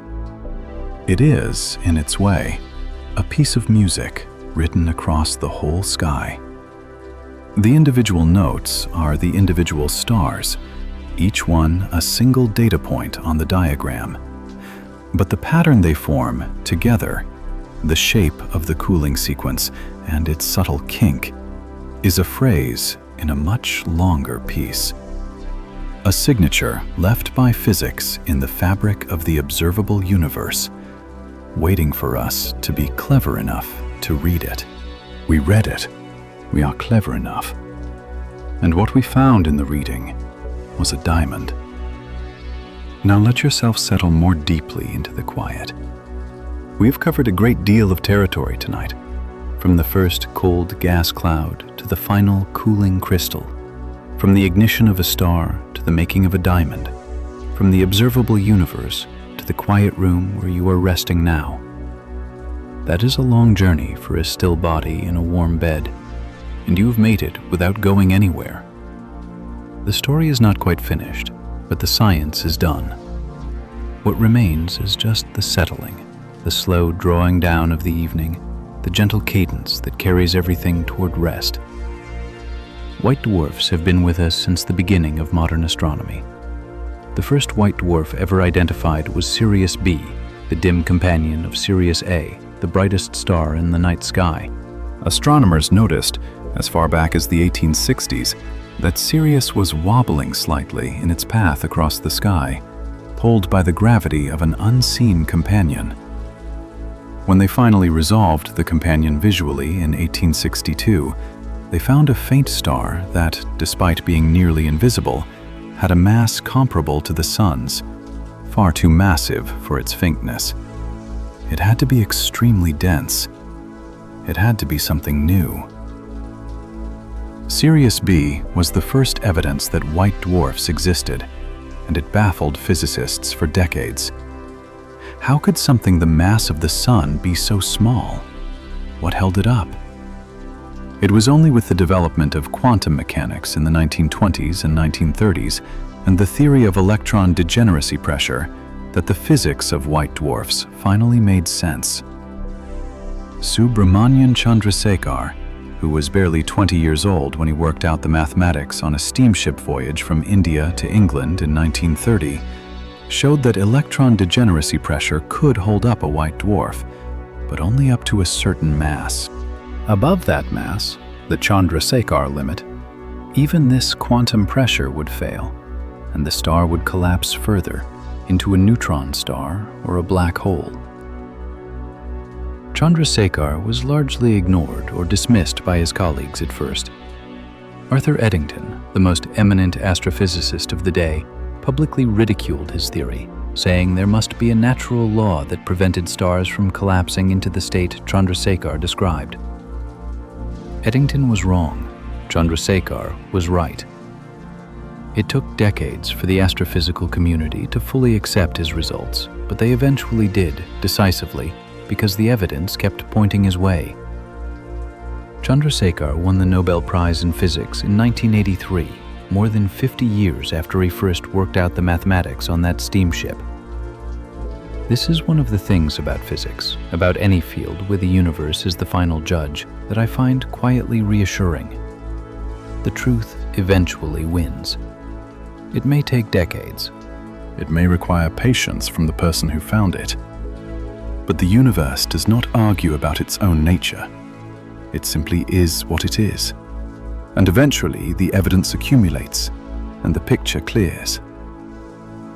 Chandrasekhar's equations are carved into the fabric of every white dwarf in the galaxy. They do not care whether Eddington believed them. There is something calming about that too, in its way. The universe does not require consensus. It does not require agreement or approval. It simply proceeds, governed by laws that do not negotiate, at a pace that does not hurry, producing results like diamond stars that the laws demand and time delivers. You are warm. Your breath is slower than it was. The story is almost done with its wandering and almost ready to settle. Let me bring you one more image before we reach the end. An image to carry into sleep. Picture the Milky Way from outside, from a great distance, the way you might see it in a photograph taken by some improbable spacecraft far from home. It is a flat disk of light, a pinwheel of stars 100,000 light-years across. It glows in the dark with the light of 400 billion stars, give or take. In its center, a bar of older stars. In its arms, the bright blue-white of young, massive stars still forming. And everywhere, in its arms, in its disk, in the slowly thickening glow of its older regions, scattered like grains of sand on the floor of a vast, dark room, the white dwarfs. 10 billion of them, perhaps, each one cooling, each one settling. Many of them already crystallizing, their carbon interiors slowly locking into the pattern that physics demands, the crystal lattice spreading outward from the core, layer by layer over billions of years. From outside, from this impossible vantage, you cannot see them. They are too small and too faint, but they are there, in the glow of the galaxy, in the spaces between the brighter stars, millions and millions of cooling diamonds drifting quietly in the dark. The galaxy carries them, the way a room carries the warm air of a fading fire. The room is still warm, even when the fire has burned down. The warmth is in the walls, in the stone, in the slow releasing heat of things that have been holding on to what they absorbed for a long time. The galaxy is warm with the light of burning stars, but it also carries, quietly, in the dark spaces between, the memories of all the stars that have burned before. Memories in the form of cooling, crystallizing, dimming white dwarfs, each one a record of a star that once was. You are part of this. You have always been part of this. The warmth in your body, the warmth in your breath, the warmth between you and the sheets. It came, ultimately, from the same source as the warmth in the white dwarfs, from fusion, from stars, from the universe finding ways to concentrate energy and then very slowly release it. You are a concentration of that energy, warm for a brief and precious time, cooling by imperceptible degrees over a lifetime, rather than a trillion years, but following the same broad arc, gathering warmth, holding it, and eventually returning it to the surrounding dark. This is not a sad thought on the timescale of a night. On the timescale of a night, it is simply a true and quiet thing, a fact that sits easily in the mind and changes nothing about the immediate comfort of lying still and breathing slowly while a story drifts through the dark air of a warm room. You are warm. You are here. You are resting. There is one more thing I want to linger on before the story draws itself fully closed, and that is the question of light. The way a white dwarf produces its light is different from the way an active star does, and the difference is worth a few quiet minutes. A burning star like our Sun produces light from the nuclear reactions happening at its core. The energy of fusion, enormous amounts of energy, works its way outward through the star over thousands of years, being absorbed and re-emitted by the dense stellar material millions of times over, slowly diffusing outward, changing wavelength as it travels, until finally it escapes from the surface as the light and heat we experience here on Earth. The light of the sun is the light of ongoing creation, energy being made, fresh, right now, in the fire of hydrogen fusion. The light of a white dwarf is different. A white dwarf is not making new energy. It is releasing the heat it has stored, the residual thermal energy of the nuclear burning that is now over. The atoms in the white dwarf's outer layers are warm, and warm things radiate light, and the white dwarf radiates the light of its warmth into the surrounding dark. It is the light of something that was once a fire and is now a very warm stone, glowing not with fresh flame, but with the accumulated heat of a long and finished burning. This is the light of memory, in a way, the light of what was. A star that ended billions of years ago, still sharing its warmth with the universe at large, slowly, patiently, giving back what it was given over the unimaginable span of its burning life. And as it cools, that light changes. A very hot white dwarf radiates mostly in the ultraviolet, light too short in wavelength for human eyes to see, but detected easily by space telescopes. As it cools toward 100,000 degrees, it begins to emit visible light, the blue-white glow that gives white dwarfs their name. Cooler still, and the light shifts toward yellow, then orange, then red, then into the infrared, invisible again. The star moves through the whole visible spectrum over the course of hundreds of billions of years, like a very slow sunset. A sunset that takes longer than the current age of the universe to complete. Imagine watching that sunset. Imagine being somehow present in a stable orbit around the cooling white dwarf, watching from a comfortable vantage over all those billions of years. The white dwarf begins brilliant and blue-white, almost painfully bright against the black sky. Over billions of years, it dims and yellows, moving toward the color of a candle flame. Over more billions of years, it deepens to orange, then to red, then to the barely visible deep red of a heating element on an electric stove just before you turn it off. Then, over another vast stretch of time, it fades below the threshold of visibility, and you are in darkness again. The deep, quiet darkness of a universe that has grown old around you. What a sunset. What a long, unhurried, magnificent fading.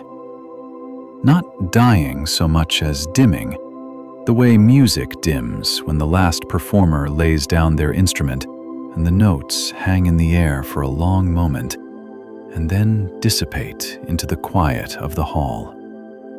The music is over. The hall is quiet, and the hall is warmer than it was before the music began. Now let your thoughts drift to the structure of time itself, and to how the story of a white dwarf fits into the long structure of the universe's history. Cosmologists sometimes divide the history and future of the universe into eras, named after the dominant processes of each era. The era we live in now is called the Stelliferous Era, the era of stars. It began shortly after the Big Bang, when the first stars ignited, and it will last for roughly 100 trillion years, during which new stars will continue to form from gas clouds in galaxies, burning their fuel and shining their light. We are near the beginning of the Stelliferous Era. The universe is nearly 14 billion years old, and the Stelliferous Era will last another 100 trillion years or so. On that scale, we are very early. The universe's age right now, relative to the length of the stelliferous era, is like the first few minutes of a very long night. After the stelliferous era ends, after the last star has burned out, the last red dwarf dimming after trillions of years of slow burning, the universe will enter what cosmologists call the degenerate era. This is the era dominated by white dwarfs and neutron stars and black holes, the cooling remnants of the stellar era. The white dwarfs will continue cooling through this era, slowly dimming, the diamonds in their hearts fully formed and slowly losing their last warmth. This era will last far longer than the stelliferous era, perhaps 10 to the 37th power years, a number so large that writing it in ordinary notation would take more digits than there are atoms in the observable universe. In the degenerate era, the universe will be very dark and very cold, but not entirely without structure.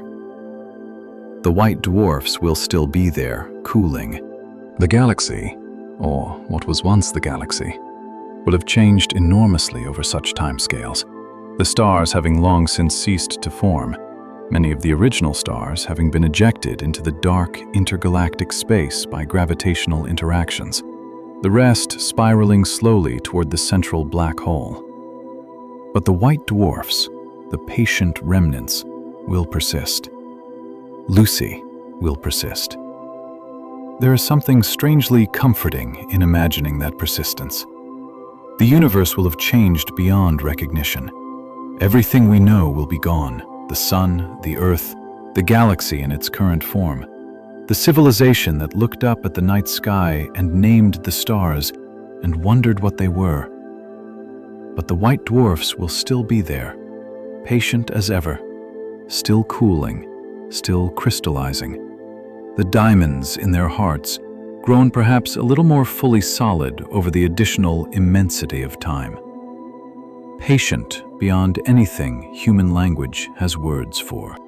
And in an even more distant future, long after the degenerate era has ended, long after the very protons that make up ordinary matter have decayed into lighter particles, long after even the black holes have evaporated through Hawking radiation, emitting the last of their mass as faint radiation into an empty and cold universe.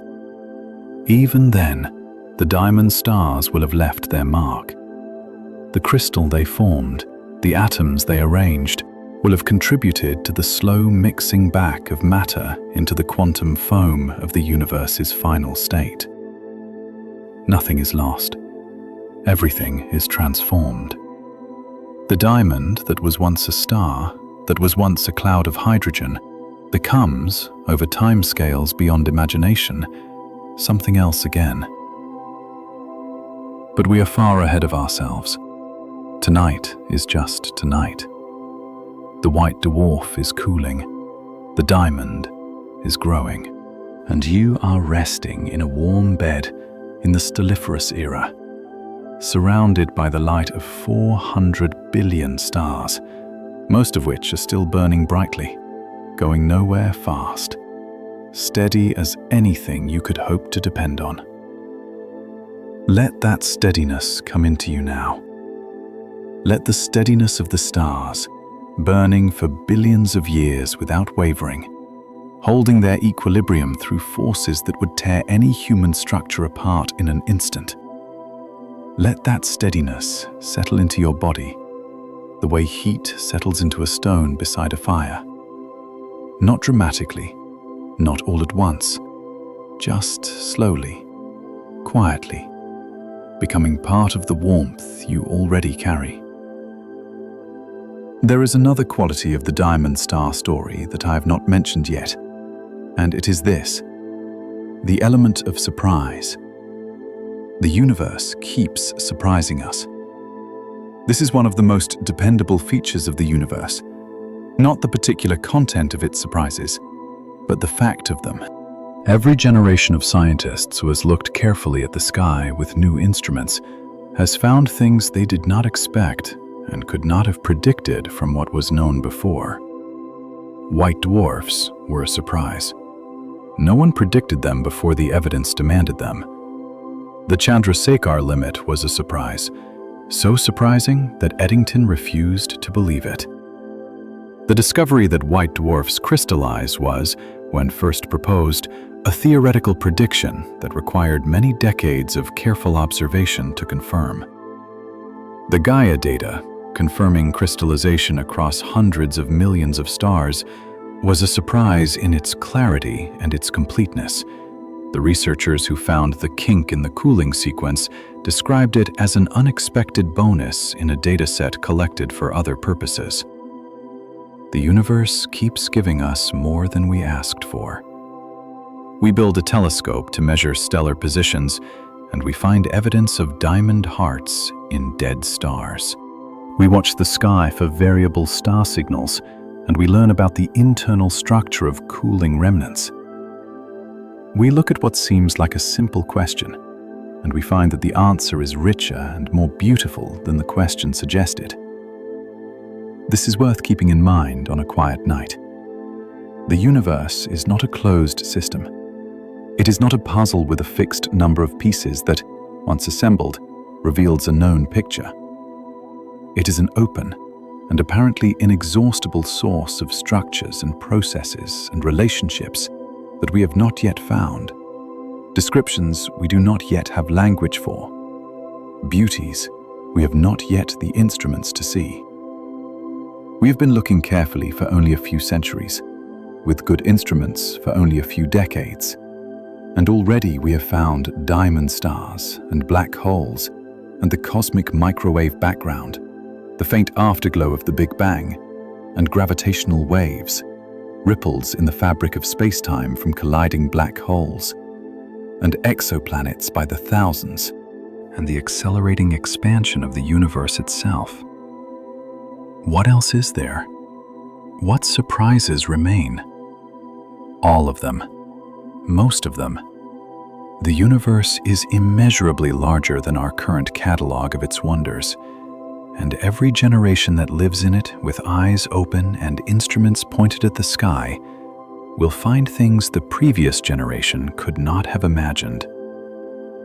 You are living in an early era of this exploration, the era that will look back on the era that named the first exoplanets and first confirmed diamond stars, the way we now look back on the era that first measured the speed of light, as early days, foundational, impressive for their time, but only the beginning.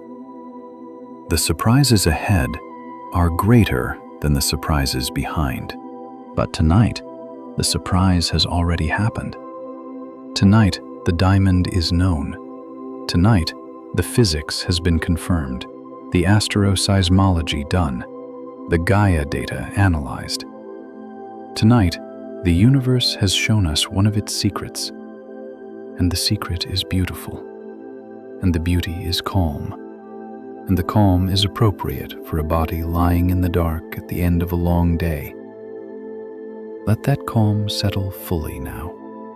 Let it move through the areas of tension still left in your body, the shoulders, the jaw, the hands, wherever tension lives in you tonight.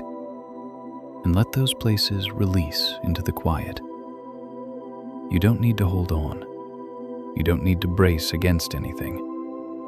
The night is safe. The room is warm. The universe is doing what the universe does, at its own pace, in its own way, with or without your attention. Your attention can rest now. Your attention has traveled a long way tonight, to the edge of the galaxy, to the heart of a dying star, to the interior of a crystal forming over billions of years in the dark. That is a long journey for an evening. You have earned the rest that comes after a journey. Picture the beginning of the story again, briefly, the way you might look back at where you started a walk after reaching the place you were going. There was a cold cloud of gas drifting in the dark. It collapsed, over millions of years, into a protostar. The protostar ignited, becoming a true star, and burned for billions of years with the patient constancy of the universe's most reliable processes. The star swirled and shed its outer layers in a glowing nebula of colored gas. The core remained, dense and crystallizing, becoming something that the universe finds beautiful in its own physics-following way. A diamond. A planet-sized diamond. Still cooling, still there. 26,000 light-years away, in the quiet of deep space, patient as anything. And you are here, at the other end of the story. The warm, brief, particular, conscious end. The part of the universe that can tell itself a story about where it came from and what it is doing. The part that lies in a bed at night and feels the pull towards sleep and lets the day go, one breath at a time, one paragraph at a time, one moment at a time, until the moment that is not quite the last moment before sleep, but is close enough to it that you will not remember it clearly in the morning. You are almost there now. The hours of the night are long, and the sleep ahead of you is deep, and the morning will come in its own time, without needing any help from you. Everything that needed doing today has been done, or it will wait. Everything that needed saying has been said, or it will keep. Everything that seemed urgent at 3 in the afternoon has grown softer in the evening, and softer still in the night. And by morning, it will be manageable. The way most things become manageable after a night of sleep. The way the world looks different after rest. This is the oldest human medicine. Sleep. The surrender to unconsciousness that every animal body needs and seeks and welcomes when the conditions are right. The conditions are right now. The room is dark. The body is warm. The mind is quieter than it was when you first lay down. The story has done its work, carrying you gently through the cosmic distances to this soft landing at the edge of sleep. You don't need to do anything else, not even listen particularly. The words can move through you now without attaching to anything. They are just the texture of the night, the gentle presence of a voice in the dark, a sound that says, "You are not alone, and you are safe, and there is nowhere you need to be right now, except exactly where you are." The white dwarf cools, the crystal grows, the galaxy turns, the night holds everything. There is a quality I want to name before we go the rest of the way to sleep, a quality this whole story has been circling, and that quality is permanence. Not the human kind of permanence, which is always borrowed and always temporary, but the physical kind. A diamond is permanent on human timescales because the bonds that hold it together are among the strongest bonds matter knows. The carbon nuclei in Lucy's crystalline heart are locked into their lattice positions by the same physics that makes diamonds here on Earth so hard that almost nothing can scratch them. The arrangement, once made, tends to stay made. There is something quietly profound about the fact that the universe's most patient process produces one of its most durable products. The stars burn and swell and shed their layers and leave behind dense remnants, and those remnants cool, and in cooling, they crystallize. And the crystal they form is among the most stable configurations of matter that exists. Patience producing permanence. Time producing something that resists time.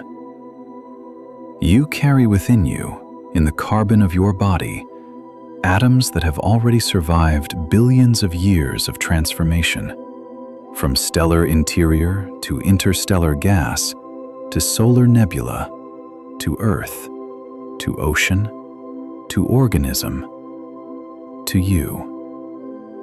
The atoms themselves are not destroyed by these transformations, only rearranged, moved from one configuration to another, from one story to the next. The carbon atom in your body that was once inside a star before our sun existed will, after you and everything you have built has returned to the Earth, go on to be part of something else, another organism, another mineral, another story. It will persist long after the story it is currently in has ended. This persistence is not a guarantee of meaning, but it is a kind of company. You are carried by atoms that have been carried through stories vaster than any human can hold, and you will pass them on, and they will go on.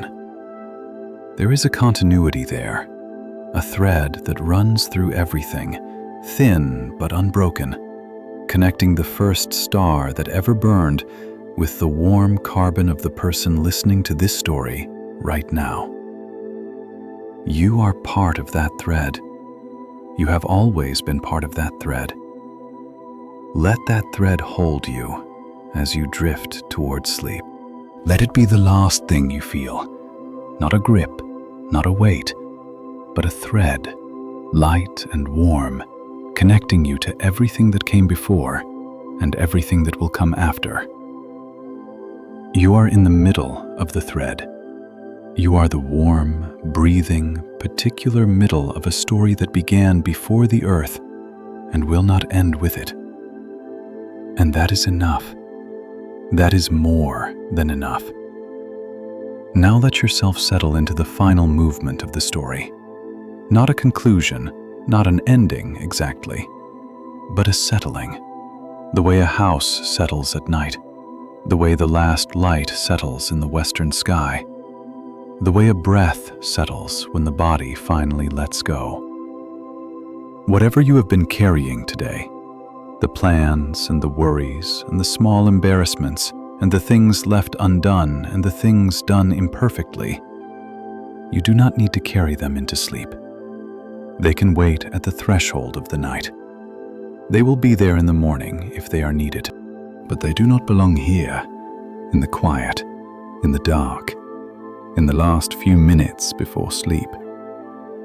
Let them go. Let them stand down. Let them be quiet. The room you are in is the center of a very large and very quiet universe. Beyond the ceiling there is the sky, and in the sky there is the atmosphere. And above the atmosphere there are the first stars, the nearest ones, a few light years away, burning or cooling in their particular ways.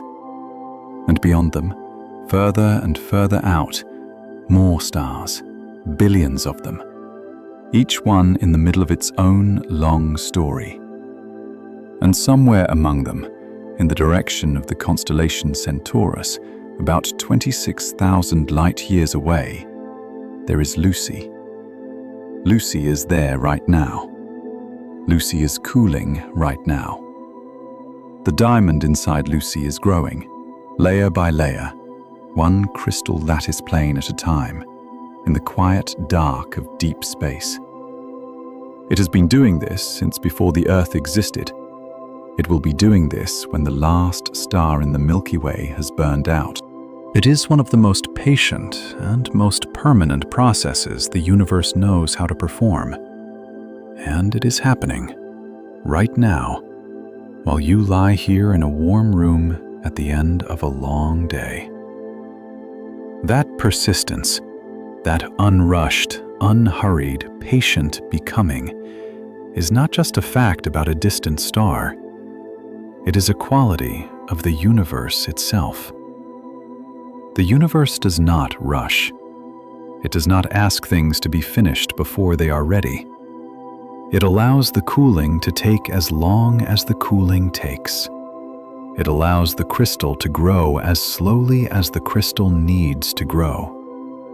It allows the diamond to become what it becomes over timescales that make all of human history look like the blink of an eye. And you are allowed the same patience. You are allowed to rest for as long as you need. You are allowed to let things grow slowly. to let things settle in their own time, to let the long processes that make you who you are proceed at their own pace, without rushing. The universe is not in a hurry with you either. Let your body settle. Let your breath deepen. Let your thoughts become quieter and more distant, the way sounds become quieter and more distant as you drift towards sleep, the way the edges of things soften in the last moments before consciousness lets go. The diamond is there. Lucy is there. The galaxy is there, carrying its billions of cooling memories in the dark, patient as ever, making no demands. You are carried in the turning of it, in the slow, steady turning of the galaxy, in the ancient rhythms of the stars and the planets and the night. The same turning that has carried every person who has ever lain down to sleep on this particular small planet, looking up at the same stars, feeling the same pull of the night toward rest. You are not alone in this. You have never been alone in this. Every person who has ever looked up at the night sky and felt the strange comfort of its vastness has been here with you, in this same moment, on this same small, warm world, under this same enormous dark. Let your eyes close fully now, if they haven't already. Let your face relax. Let your hands open. Let the pillow hold your head, and the bed hold your body, and the night hold the room, and the world hold the night. There is nothing more to do. The story is complete. The diamond is real. The cooling is real. The patience of the universe is real. And it is available to you, and it asks nothing in return. You are carried. You are home. You are held. Sleep well.